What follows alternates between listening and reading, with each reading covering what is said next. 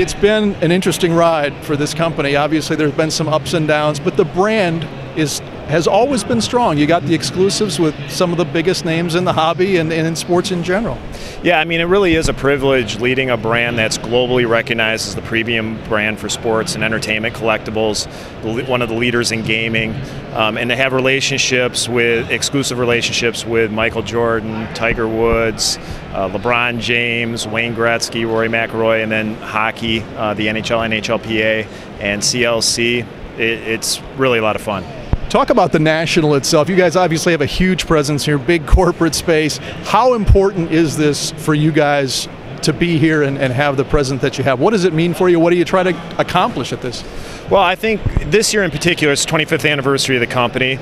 You know, we really wanted to celebrate. We wanted to really give back to the industry. If you've seen what we've done throughout the year, we've done a lot of promotions. We're doing a lot of giveaways. We're trying to bring people back into the industry.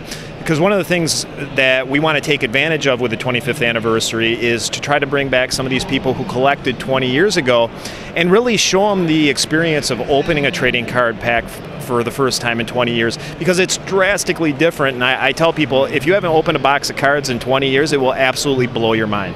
That's one of the things that people talk about, and our Facebook fans especially, it's those guys that grew up back in that era. Some of them love the new cards with all the bells and whistles. Others wish that it would go back to the way it was before. How do you balance that, where you try not to turn people off who don't have a lot of disposable income with keeping the collectors who want all the autographs and the relic cards and such? How do you keep everybody happy?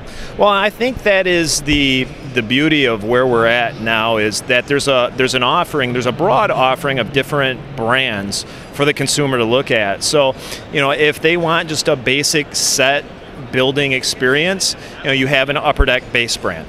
But if you really want the high end, you want those guaranteed autographs and those big fancy patches, then you have a brand like Exquisite for those customers. And I think there's something for everybody now. And I think, you know, if you look back, while we all look back with nostalgia back to the 80s and 90s, it was basically all the companies had the exact same thing. And there's really something for everybody now. And we talk about the 25th anniversary. Of course, it's the Ken Griffey Jr. card, and how much are you guys using that, I guess, in this particular year, that relationship that you built that really launched the company? Well, you know, we have a long-standing relationship with Ken, and he's been a great partner over the years. But really, for us, we're trying to celebrate all 25 years of the company. And if you look, Upper Deck has always been very diverse. You know, we always talk about sports, but Upper Deck has been an entertainment company almost from day one. We've been a memorabilia company from almost day one. So, you know, we're trying to make sure that people understand that we're much more than sports trading cards. We are a collectible company.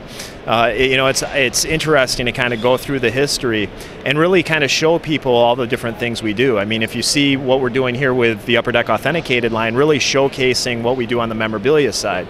How do those go hand in hand? I mean, you've got an Upper Deck, you know, authenticated line where you get the memorabilia, signed memorabilia from Jordan and those kind of guys, and then the card line. How do you balance that, and how much importance do you place on each one of those? Well, they're equally important to us. I think the main thing is to make sure that the customer is getting authentic autographs, which is important not only for the customer, the end consumer, but also for the industry. You know, we've seen all these negative reports over the years about fake autographs. And when you buy something from Upper Deck Authenticated, you know it's legitimate. But it's also important to make sure that there's a certain amount of collectability to these guys' autographs too. You know, it is a delicate balance, and you see this with different athletes, with different companies over the years. You can put too many autographs into the market and it loses that cachet, it loses that collectability. And that's something that we monitor very closely, both on the trading card side and the memorabilia side. Jason, thanks very much. Hey, appreciate the time. Have a good National. We'll be back with more from the National coming up in just a minute.